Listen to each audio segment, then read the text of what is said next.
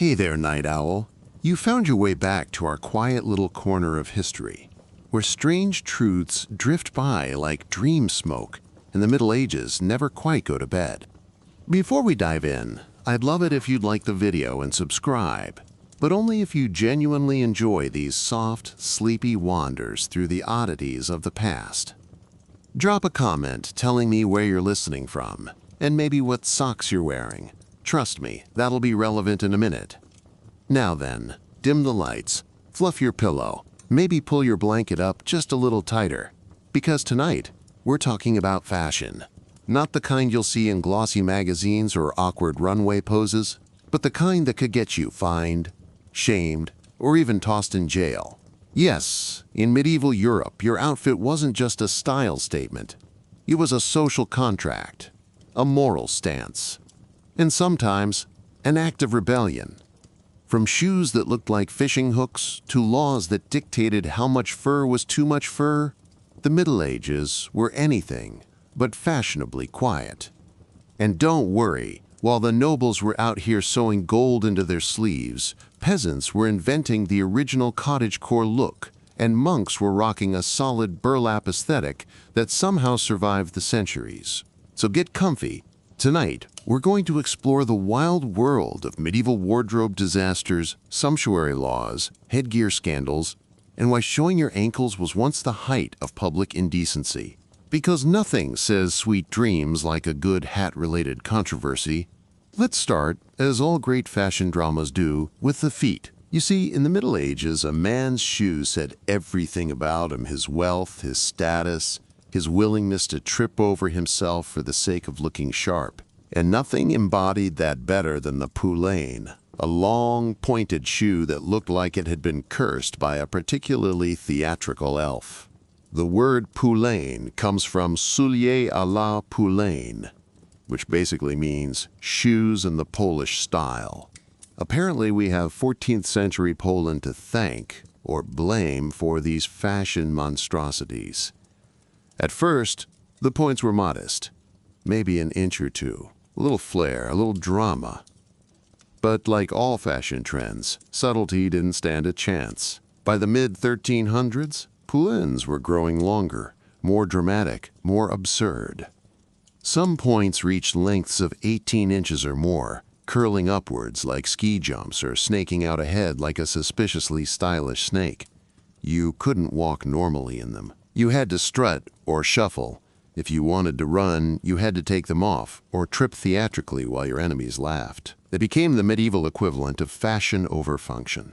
And just like today's dangerously high heels or inflatable couture gowns, they caused quite a stir. Naturally, the authorities got involved.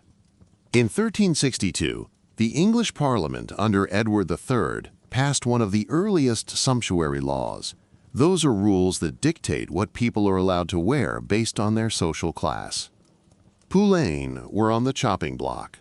You see, it wasn't just the impracticality that bothered the powers that be, it was the symbolism. Pointed shoes meant extravagance.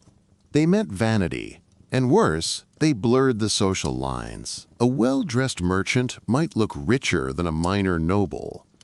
A servant might sneak into a party looking sharp enough to flirt with someone wildly out of their class. Fashion had become dangerously democratic. So the king decreed that only the nobility could wear long-toed shoes, and even they had limits. Some towns issued shoe-measuring ordinances. Seriously, medieval fashion police with rulers.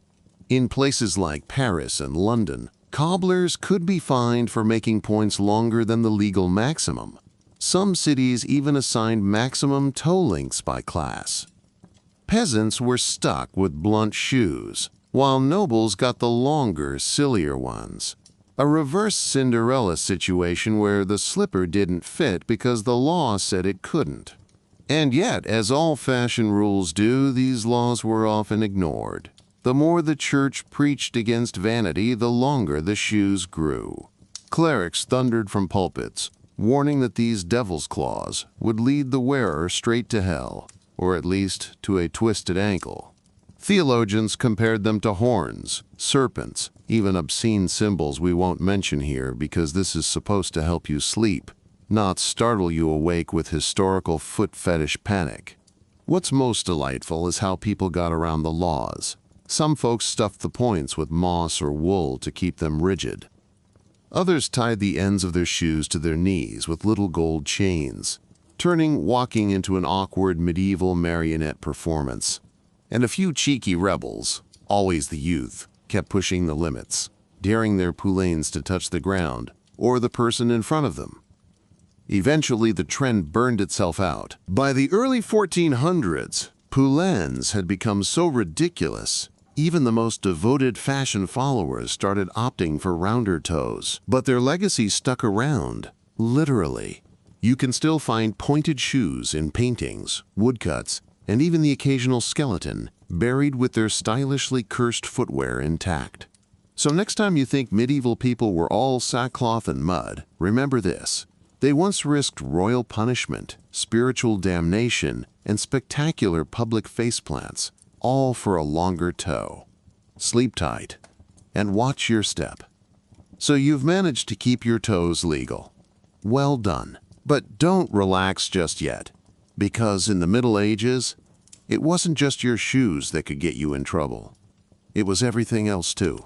Your sleeves, your buttons, your hat, even the color of your clothes. Welcome to the world of sumptuary laws, where dressing above your station wasn't just frowned upon, it was regulated, taxed, and sometimes even punished by jail time or public shame. Medieval fashion wasn't just style, it was surveillance.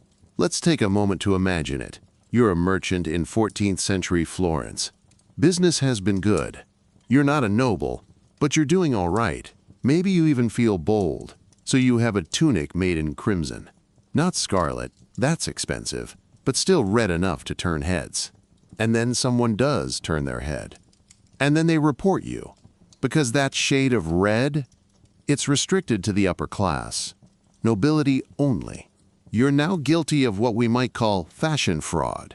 Sumptuary laws were essentially medieval dress codes, but not the polite, no flip-flops in church kind. These were deeply detailed legal texts that outlined exactly what each social class could wear.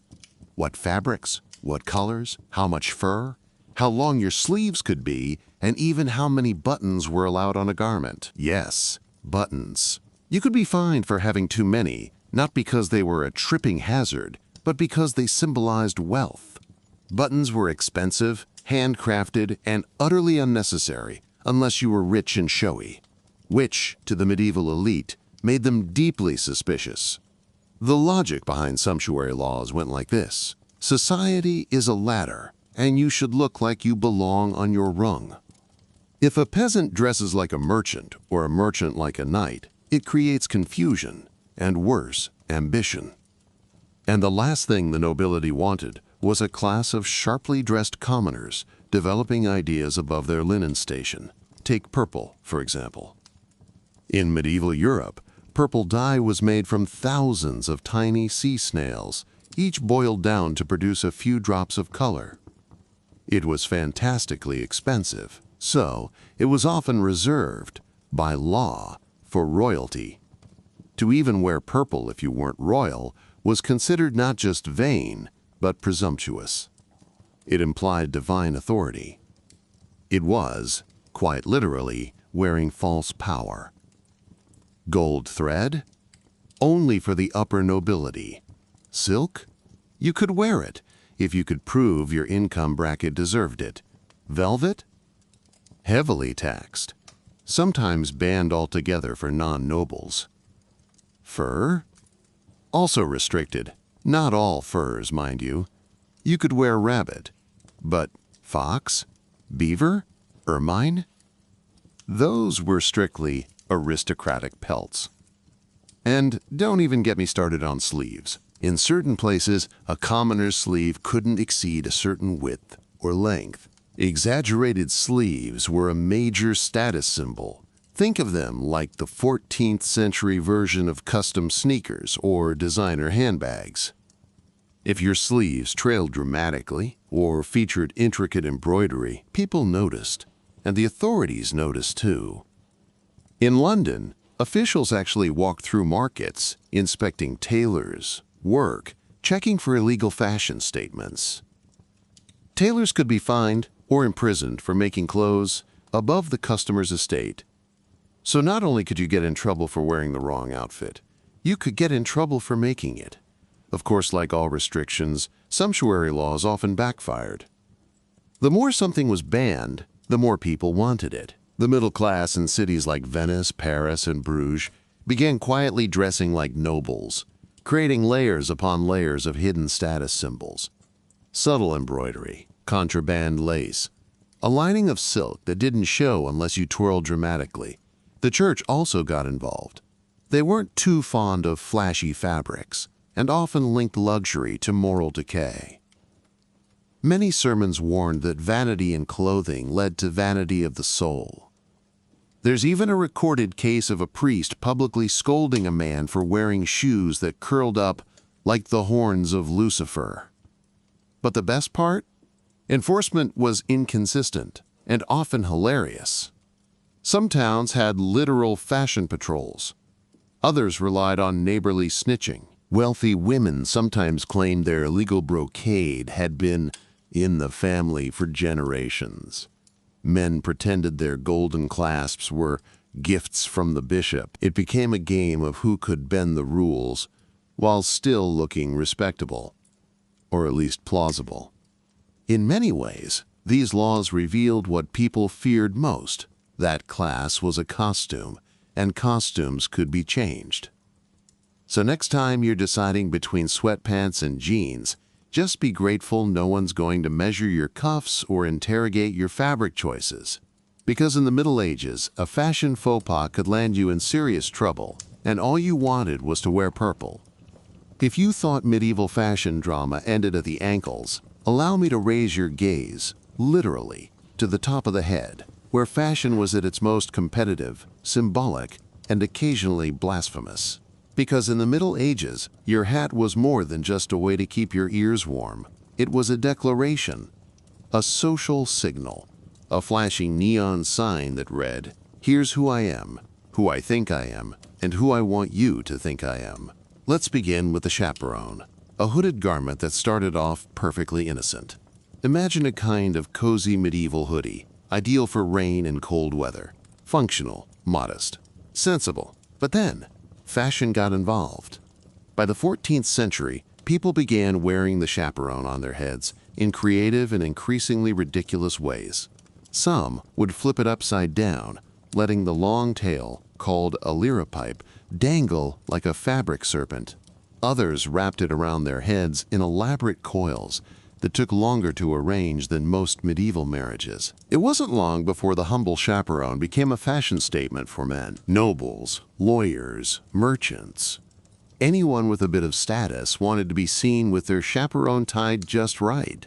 It became the medieval equivalent of a designer handbag crossed with an avant-garde hat. And just like all things medieval and stylish, it quickly got regulated. Sumptuary laws crept in again, this time aiming for the scalp. Some cities banned excessive liripipe length.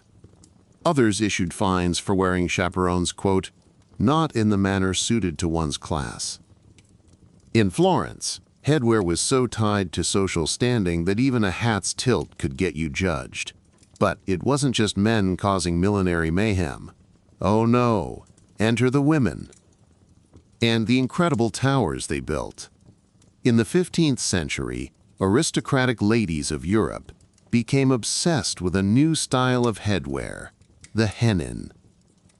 Picture a tall cone, sometimes over a foot high, perched on the head like an upside-down ice cream cone. Often covered in silk or velvet, and trailing a sheer veil from the tip, it was both magnificent and wildly impractical. The hennin said, "I am noble. I am elegant. I cannot fit through doorways." Naturally, the church hated it. Monks and priests ranted against the hennin, calling it prideful, sinful, and devilish. Some claimed the shape resembled a horn. Proof, they said, that vanity was a gateway to Satan. One chronicler described a noblewoman whose hennin was so tall It brushed the ceiling of the church, thereby insulting the angels. Other fashion-forward women wore horned headdresses, which consisted of curved wire frames draped in fabric that gave the impression of two symmetrical points, like a fashionable cow. These too were condemned. And if you think the moral panic sounds ridiculous, remember that in medieval Europe, fashion was never just fashion, it was always about control. Still, women continued to innovate. The wimple, which framed the face like a modest nun's hood, gave way to open hairstyles. Gasp. Then came the caul, a netted snood made of gold thread to hold braided hair. All of these had meanings. Married, you wore a wimple or veil. Single, you could show your hair, but not too much, lest you be mistaken for a flirt. Widowed, black veils, often paired with modest caps. On trial for heresy, shaved head, no accessories. Fashion revoked. For Jewish people in medieval Europe, headgear wasn't optional. It was mandated. Men were forced by law in many cities to wear distinct hats, often conical or round and yellow, as a form of visual segregation. The same was true for some Muslim communities under Christian rule. In this way, hats became not just fashion, but enforced identity. And then, of course, there were the clergy. Monks had the tonsure, a shaved circle on the crown of the head, intended to resemble a crown of thorns. It was a mark of humility and devotion, though some theologians joked it looked like God had started a haircut and gotten distracted. Bishops wore mitres, tall, pointed ceremonial hats that often resembled folded fish. Cardinals had red caps. Popes had triple-tiered tiaras. Your spiritual authority was measured, quite literally, in height. What all this means is that in medieval Europe, walking through the street was like reading a social map made entirely of hats. You could tell a person's occupation, religion, marital status, and income by what was on their head. And if you guessed wrong, well, that was on you. There are records of hat-related arrests, especially when commoners imitated noble styles, or when someone tried to pass as clergy without credentials. One tale tells of a servant who borrowed his master's velvet chaperone and was immediately hauled before the local magistrate for impersonation. The punishment? A shaved head and a public apology. The hat was confiscated. Of course, some people bent the rules with sly humor. A popular satirical song from 15th century France mocked a nobleman who wore a hennin, so tall it scraped the stars, yet so empty inside he heard only echoes. So if you've ever tossed on a hat and thought, "This makes me look important," just know you're following a grand and extremely judged tradition. In the Middle Ages, the head was prime real estate, and the wrong hat could land you in spiritual hot water, sumptuary trouble, or social scandal. Rest easy tonight knowing your hoodie is safe from ecclesiastical scrutiny, unless it has horns. Then we might have to talk. Let's say you're a middle-class tailor's apprentice in 14th century Paris. You can't afford silk. Your boots squeak suspiciously like wet straw. But you want to look important, stylish, slightly wealthier than your week-old pottage suggests. What do? You fake it. Because in the Middle Ages, as in every era, appearance mattered. And medieval folks got very creative in their attempts to look richer, taller, healthier, or more pious than they actually were. Let's begin with the doublet. A snug-fitting jacket worn by men that served as both fashion statement and social armor. The doublet evolved over centuries, but by the late 14th and 15th centuries, it was often padded. Not for warmth. Oh no, for shape. A well-padded doublet broadened the chest and shoulders, giving the illusion of strength, virility, and good breeding. Some even had stuffing around the stomach, in a nod to the idea that a little extra weight meant wealth.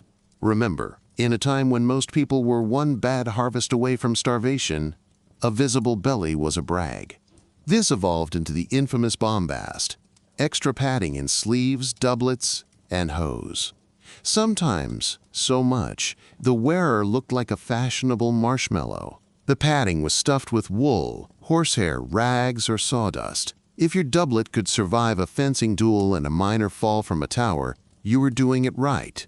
Not to be outdone, women had their own tricks. By the 15th century, fashionable gowns emphasized an exaggerated upper chest, what art historians call the high bust line. Some women stuffed their bodices with cloth or used tight-laced undergarments to create the illusion of a fuller figure. There are even references in medieval texts to women using small cushions to fill out their gowns, early precursors to the modern push-up bra minus the underwire. But let's not stop at the chest. Codpieces deserve a paragraph of their own. Originally, they were just functional. When men's hose, leggings essentially, began being tailored as two separate pieces, the area between was left exposed, so the codpiece was invented to cover it. Fair enough, but then fashion got involved. And ego. Soon, codpieces were padded, stiffened, and decorated. Some were embroidered. Some were shaped for maximum suggestiveness. Some could barely be called clothing at all. They became symbols of masculinity, fertility, and wealth. Satirists mocked them. Clergy condemned them. But for a while, they were everywhere. One Italian merchant wrote that he spent more on his codpiece than on his servants' wages for a year. Priorities. Now let's talk about accessory illusions. A common medieval status symbol was the belt pouch, also called a scrip or a purse. Not just a place to hold coins, but a visual sign of wealth. A large, well-decorated pouch said, "Look at all the money I could be carrying." Some folks even stuffed their pouches with cloth to make them appear full. Imagine walking through a market square with a jiggling, suspiciously weighty pouch at your side, knowing full well it's just wadded-up rags. That's medieval flexing. No Instagram, just good old-fashioned deception. Jewelry? Faked too. Glass beads passed for gems. Painted wooden beads mimicked coral. Tin and pewter jewelry were polished and gilded to appear golden. The sumptuary laws said only the wealthy could wear certain materials, but they didn't say anything about clever forgeries. And we can't forget hair. If your hairline was too low and you were a noblewoman in the 15th century, you might pluck your forehead. Yes, really. A high forehead was a sign of aristocratic beauty. Some women went so far as to remove their eyebrows entirely. Others used powders and wax to shape their faces into the ideal oval. But not everyone had the time or the courage for plucking. So wigs, hairpieces, and fake braids were used to bulk out hairstyles. You might even buy locks of someone else's hair, often cut and sold by the poor to the rich. Yes, medieval hair extensions were a thing. All of this adds up to one simple truth. Medieval people were extremely concerned with appearances, and they were just as good at faking it as any modern influencer with a filter and a lighting ring. So the next time you feel bad for buying knockoff sunglasses or stuffing your pockets with napkins to look busier, just know you're in ancient company. People have been padding, painting, puffing, and pretending for centuries. Because when it comes to fashion, the line between statement and illusion has always been comfortably blurry. Now, rest easy. No one's going to inspect your pajamas for bombast, unless your cat is unusually judgmental. Imagine waking up one morning in your best outfit, your doublet freshly stuffed, your lyra pipe tied just so, your pouch convincingly full of nothing. You step out into the town square feeling like a walking tapestry of success. And then you're arrested. Why? Your sleeves are 3 inches too long. Your hat has too many feathers. And that velvet lining? Illegal. Welcome to one of the strangest corners of medieval law enforcement, fashion punishments. Because in the Middle Ages, style wasn't just regulated, it was policed. And if you thought people only got in trouble for stealing horses or heresy, think again. Let's start in England.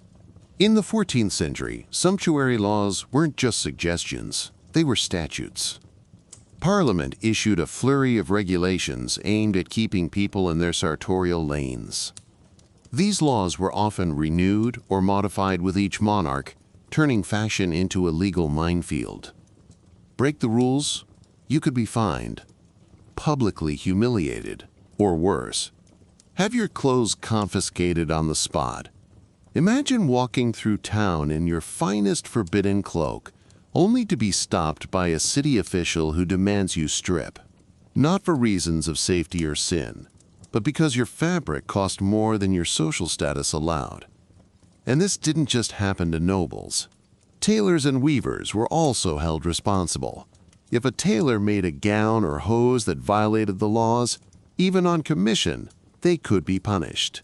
Fines ranged from a few pence to entire weeks of wages. In some cities, tailors were banned from making certain garments entirely.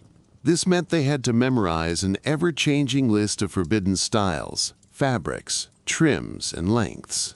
Fashion design became a legal balancing act. One wrong pleat, and suddenly you were in court trying to explain why someone's velvet lining was an accident. Let's talk specific crimes. In Florence, wearing gold thread without a license was illegal. Owning more than one garment trimmed in fur could get you fined. And don't even think about wearing scarlet unless you were in the nobility or on your way to be excommunicated. In Milan, a city notoriously obsessed with status, you could be fined for wearing silk in public without witnesses to confirm your social class. In France, the 1460s brought in rules about sleeve extravagance. Sleeves were a major fashion battleground, detachable, oversized, lavishly embroidered.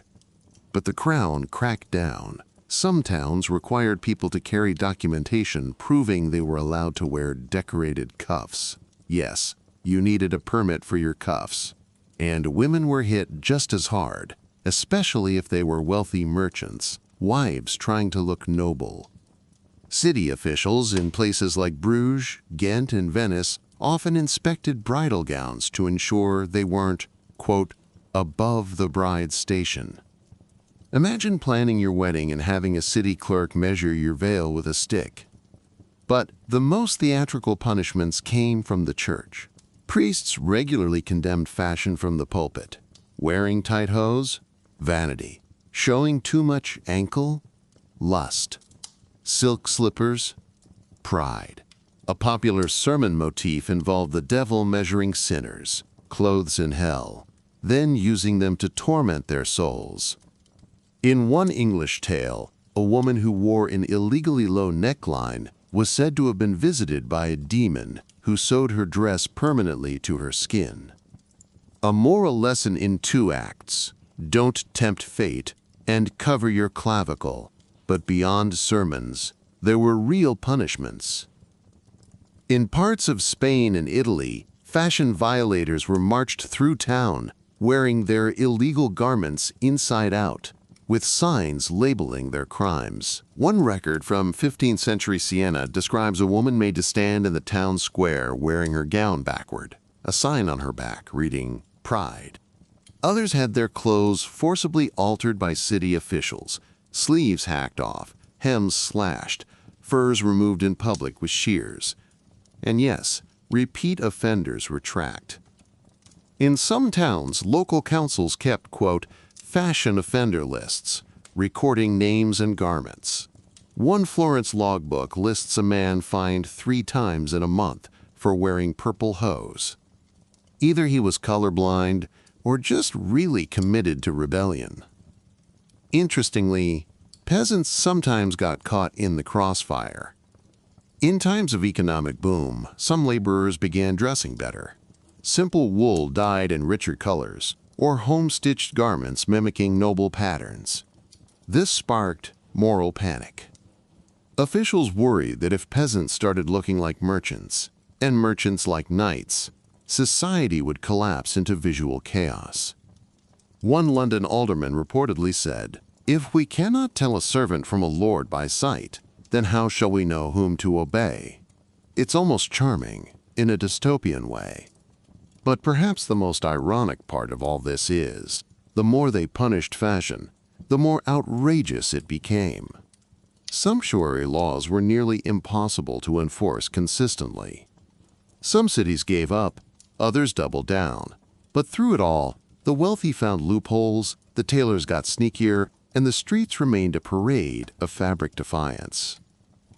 So the next time you think a "no crop tops in school" rule is strict, imagine being stopped mid-walk and told your belt was too shiny for your income bracket. And remember, medieval justice wasn't just about crime and punishment. Sometimes it was about velvet. All right, we've talked about poulaines, padded doublets, gravity-defying hennins, and velvet crimes. But now it's time to get personal, quiet, close to the skin. Tonight, we slip beneath the silks and furs and dive into a world rarely illuminated by torchlight: medieval undergarments.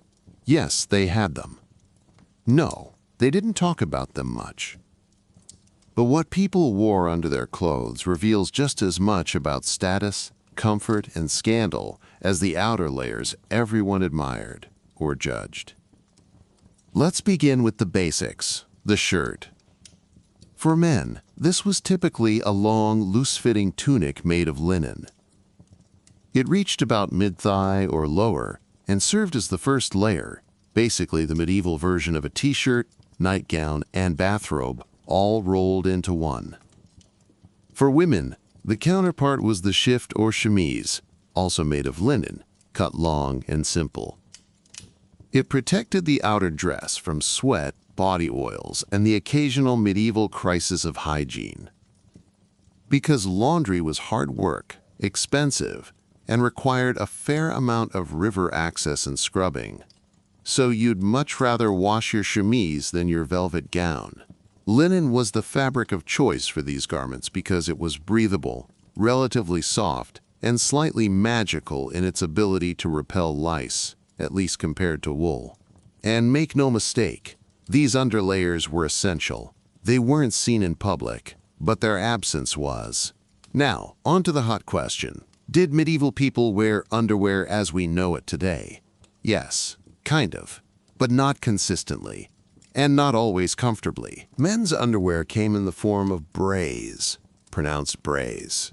Imagine baggy boxer shorts made of linen, tied at the waist with a drawstring. These could be short, long, or somewhere in between.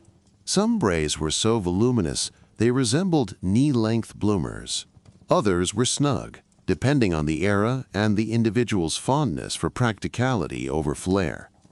Brays were often paired with hose, long, tight-fitting leg coverings that eventually evolved into the tights worn by fashionable men of the 15th century.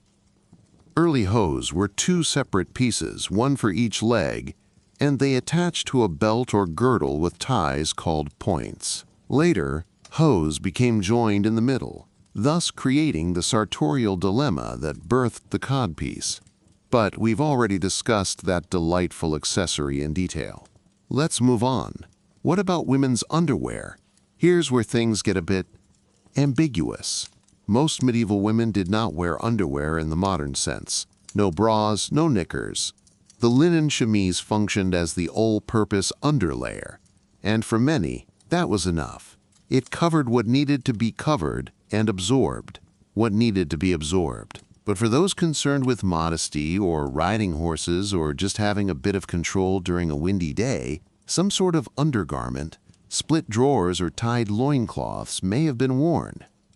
We know that in later centuries, women began wearing pant-like garments, often split at the crotch for practical reasons. Remember, no elastic and lots of complicated outer layers. But whether these existed widely in earlier medieval centuries is still debated. Let's just say, if they were worn, they weren't discussed, because the church had opinions. Speaking of which, modesty was an entire theology in itself. Religious authorities fretted over visible shifts, transparent chemises, and any underlayer peeking out of its proper place. Sumptuary laws even reached into this space, with some clerics arguing that undergarments made of too fine a linen were a sinful luxury, especially if no one but God, and maybe your spouse, was ever going to see them. On the other hand, these garments weren't always private. In 14th century London, a woman named Agnes was taken to court after her neighbors reported that she hung her chemises to dry where the public might see them. The horror. In Germany, certain town laws required brothel workers to wear visible linen shifts while walking the streets, distinguishing them from quote, honest women. This suggests that underwear, or its deliberate exposure, was a social signal as much as a comfort garment. Now let's talk corsetry. You're probably picturing stiff boning and breathless Victorian waists. That comes later. In the medieval period, support garments existed, but they were softer, looser, and often integrated into the dress itself. We do have archaeological evidence that some women wore breast bands or bodice-like garments under their gowns.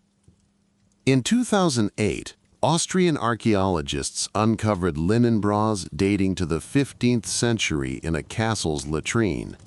That's right, medieval bras, complete with lace and structure. Suddenly, history got supportive. Let's not forget hygiene. With no modern sanitary products, women often wore extra linen layers or tied cloths between the legs during their periods. These would be washed and reused, a time-consuming and delicate process. The shift also served to hold these cloths in place. And yes, both men and women slept in their underlayers. The chemise or shirt doubled as a nightgown. Not sexy, but practical.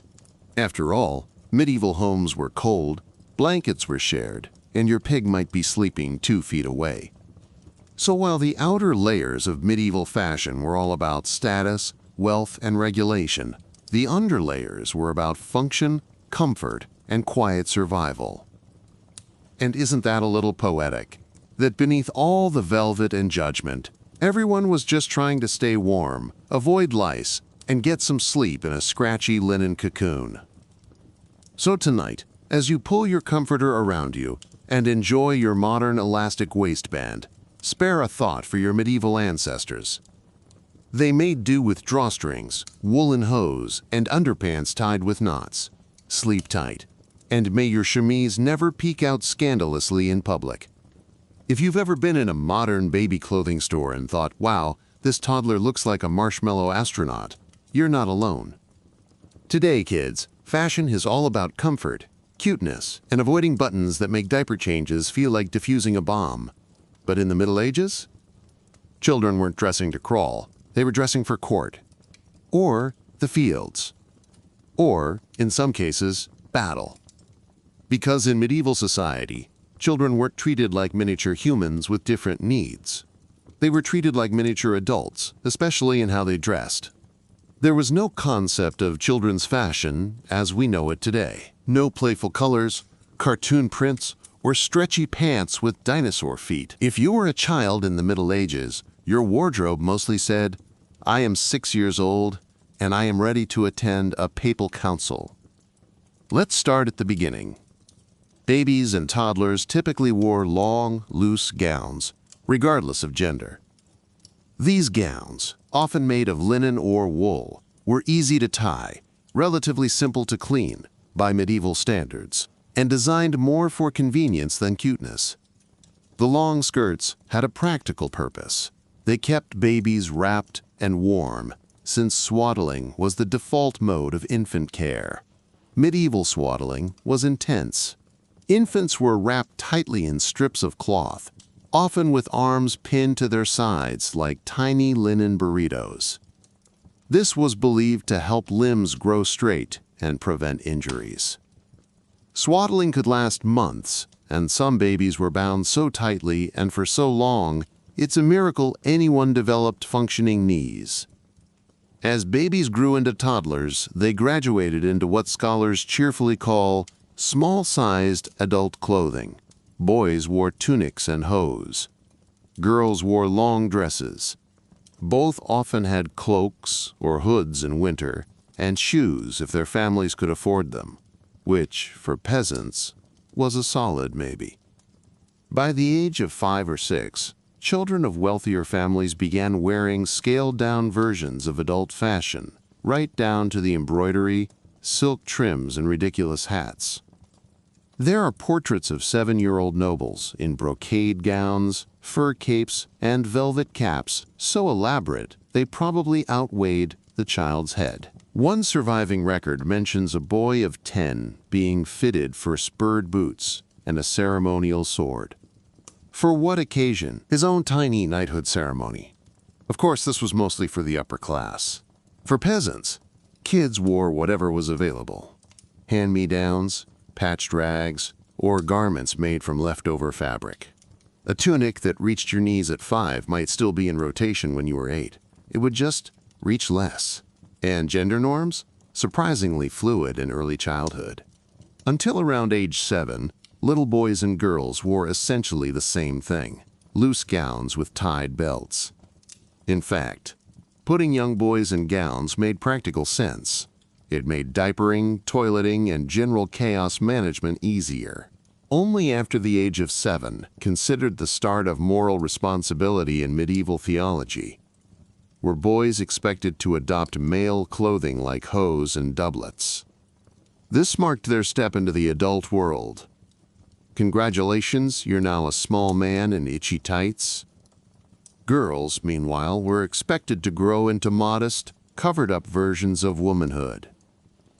By adolescence, their clothing often included veils, wimples, and covered hairlines, even if their idea of mischief was just stealing a plum. Now, it wasn't all somber mini courtwear. Some noble children had playful accessories, tiny purses, belts with charms, or hoods with bells.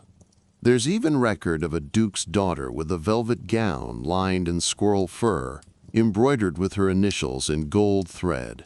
No word on whether she spilled pottage on it, but we can guess. And speaking of noble children, wardrobe was often used as a political tool. When noble families arranged marriages between their 12-year-olds, because yes, that happened, part of the agreement involved lavish outfits. The bride-to-be might receive dresses trimmed with ermine and lined with gold thread, gifts meant to impress the in-laws more than the actual child. In royal courts, fashion was a weapon. A prince in dazzling hose could signal the wealth of a kingdom. A princess in imported silk might soothe a potential rebellion. These kids didn't just play dress-up, they were walking, tantrum-prone ambassadors.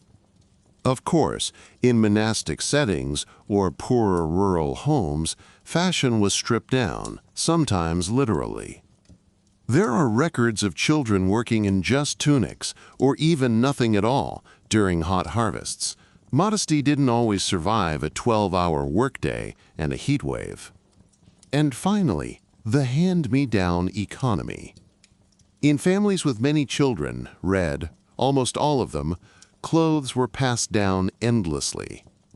Tunics would start with the oldest boy, make their way to the younger siblings, then be patched into smocks or work aprons for farm labor. If fabric was beyond saving, it became cleaning rags or baby swaddles. No stitch was wasted.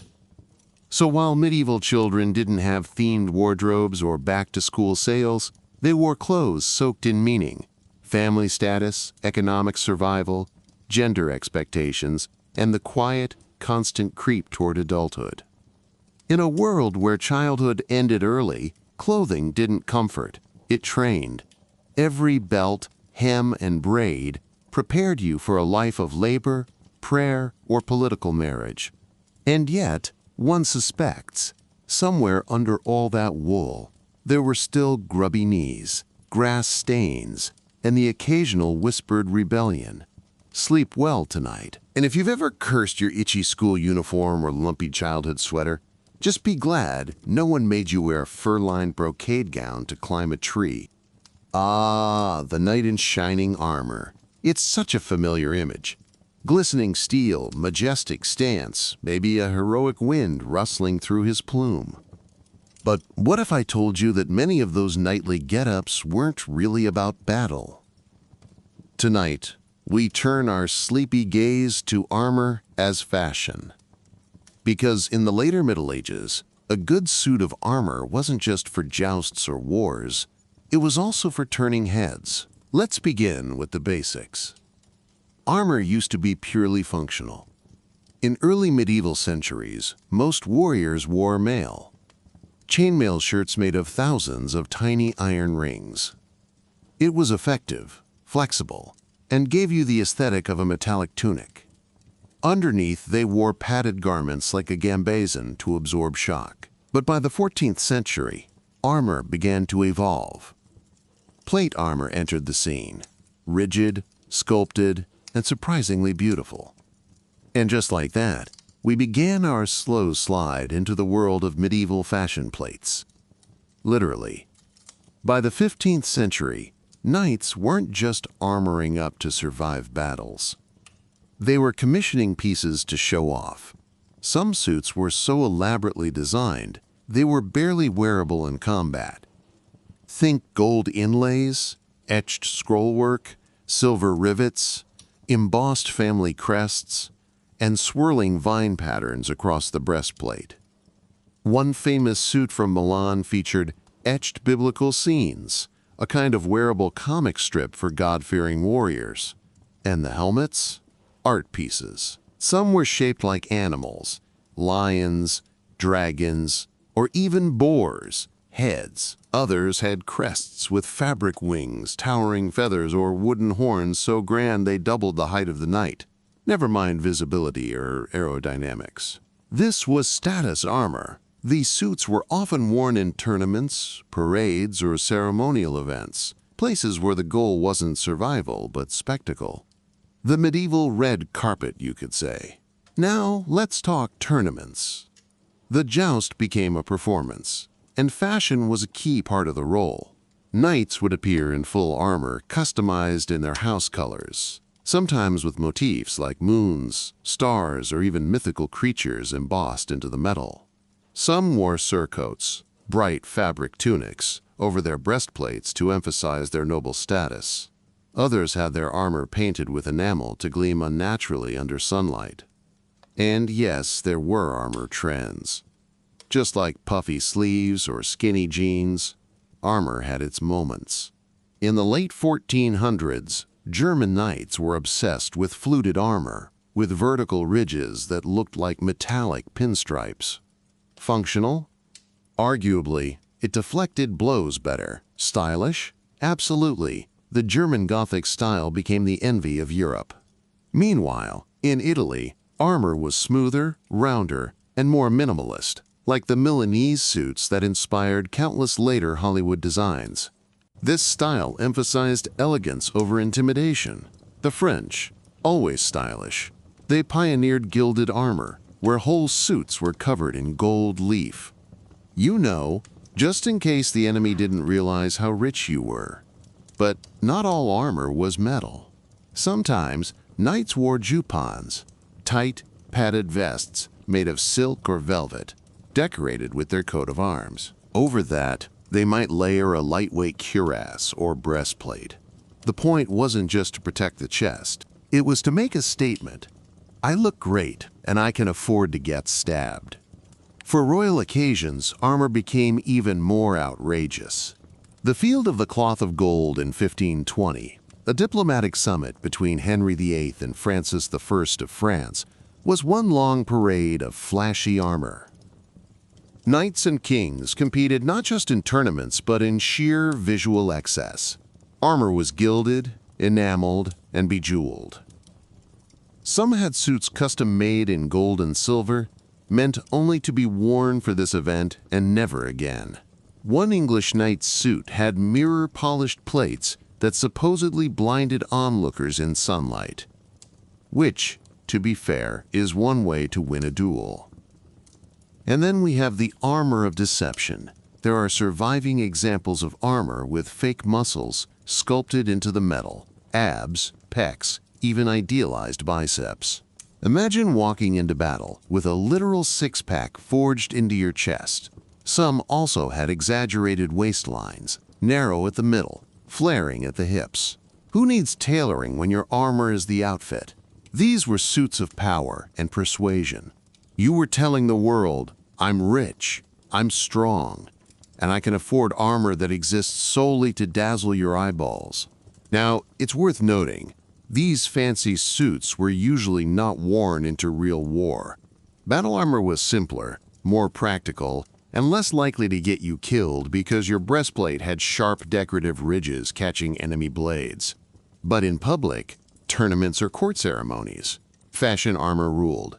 The most luxurious suits could cost the equivalent of a small castle. Some noble families owned multiple sets for war, parade, funeral, yes, really, and jousting. Knights even passed them down as family heirlooms. One Milanese inventory includes suit for war, suit for feast, suit for funeral viewing, suit for the French tournament, and traveling arms for pilgrimage. One for every occasion.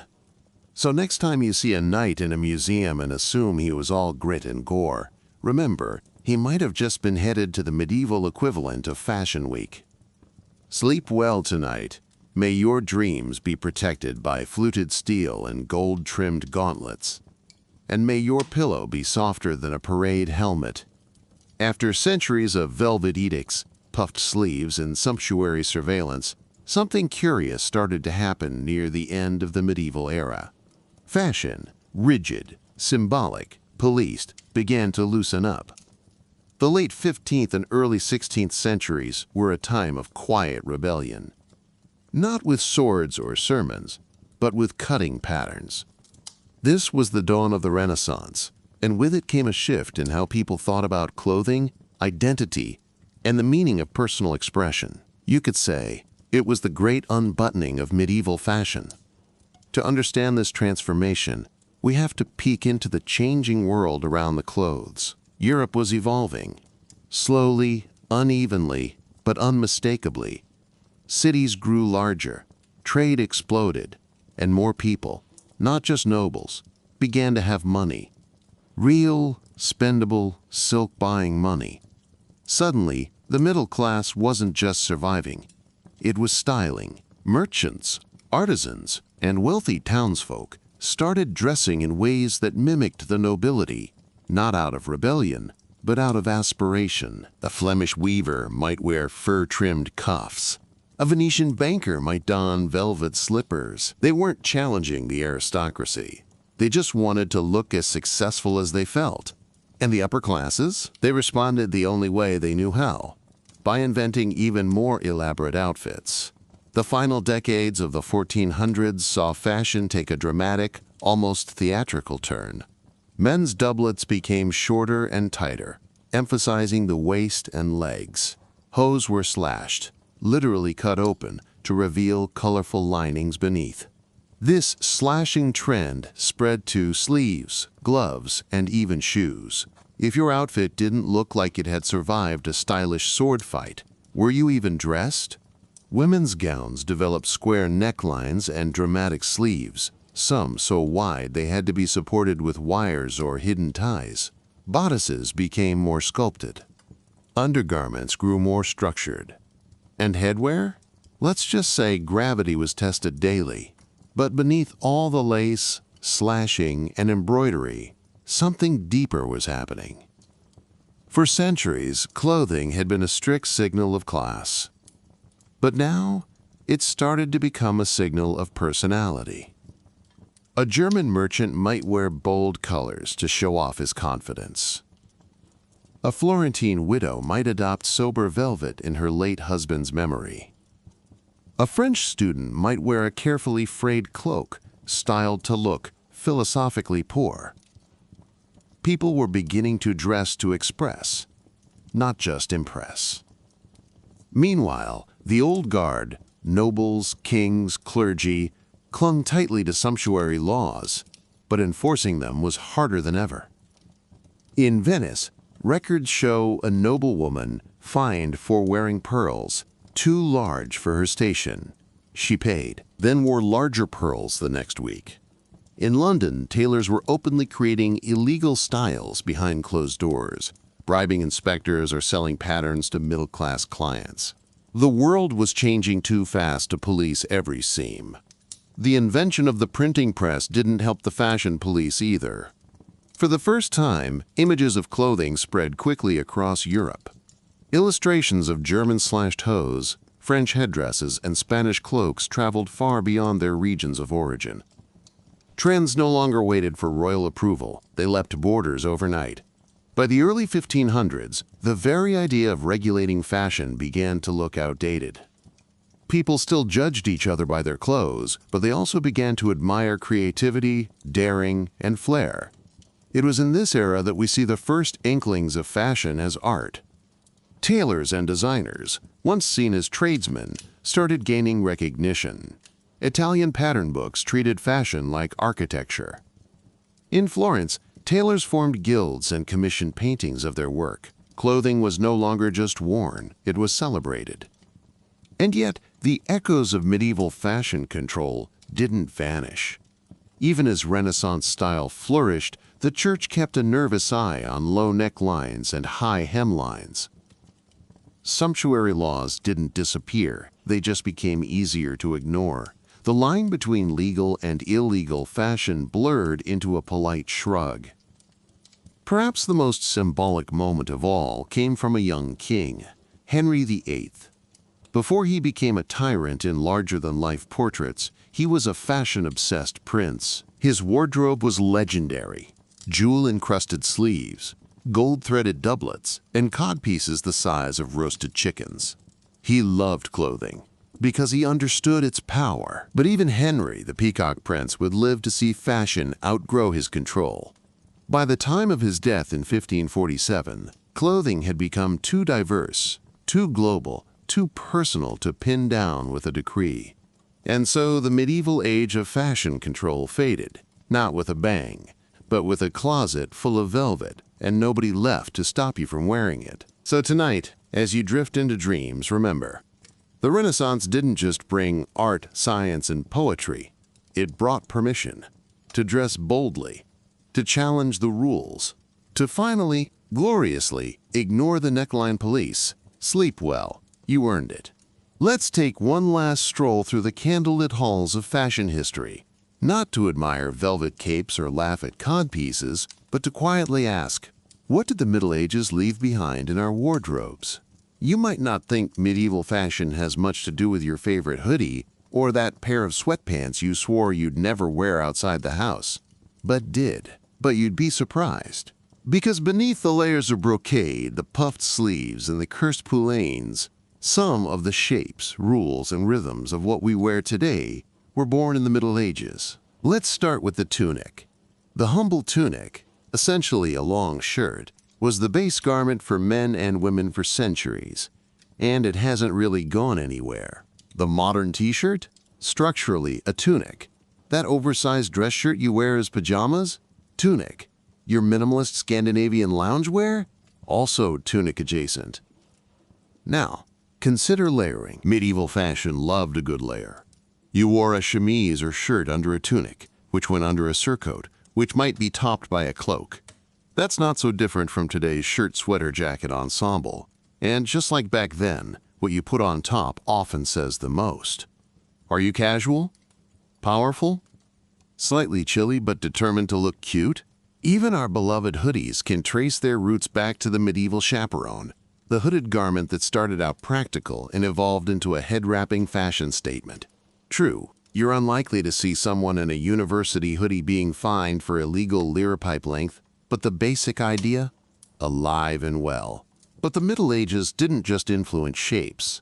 They also invented a whole set of fashion behaviors that feel oddly familiar. Let's talk fast fashion, medieval style. Sure, clothing took longer to make, but trends still moved surprisingly quickly. New sleeve shapes, popular fabrics, and hat styles could fall in and out of favor within a few years. Fashion-forward nobles were expected to keep up, just like influencers today. There were trendy colors, seasonal styles, and even knockoffs. Want to wear gold but can't afford it? Try tin-polished buttons. Need silk but stuck in Wool Town? Use fine linen. And pretend. Sound familiar? And yes, fashion anxiety is very old. People in the 14th century worried about looking outdated or inappropriate. Did their hat make them look ridiculous? Was their tunic too short? Were they breaking some obscure sumptuary law by accident? The same insecure monologue you hear in a changing room today likely played out in medieval dressing chambers, just with more lace and fewer mirrors. Let's also consider gender expression. Despite strict church rules and rigid societal roles, clothing was often more fluid than you'd expect. Children wore gender-neutral gowns. Some women wore hose and doublets in private. Men experimented with silhouette, color, even facial hair as part of their fashion identity. While rigid expectations certainly existed, there was space, small, sometimes secretive, for play. We also owe the Middle Ages the invention of the fashion industry itself. Tailors, seamstresses, weavers, and cloth merchants formed guilds. Cities like Florence and Bruges were fashion powerhouses. There were seasonal fabric markets, specialized workshops, and even fashion PR via painted portraits. Royals knew their portraits would be studied. They dressed accordingly centuries before red carpets. And what about fashion as protest?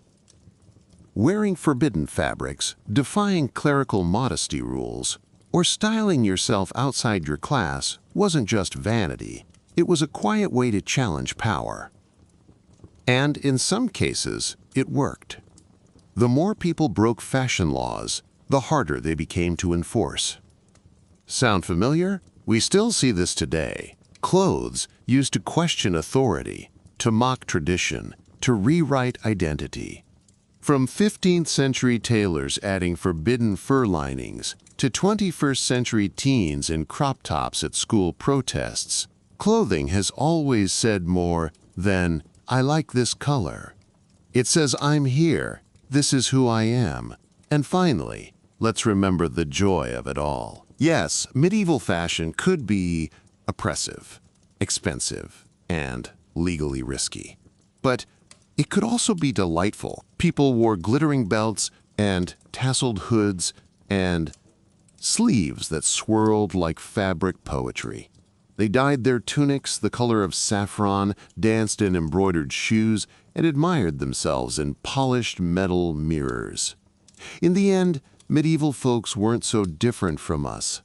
They just wanted to look good, feel special, and maybe turn a few heads at the market. So next time you pull on something soft and stylish before bed, smile a little. You're part of a very old, very human tradition where clothing isn't just cloth. It's identity, memory, protest, and art. And now that we've unwrapped the many layers of medieval fashion together, it's time to let the fabric rest.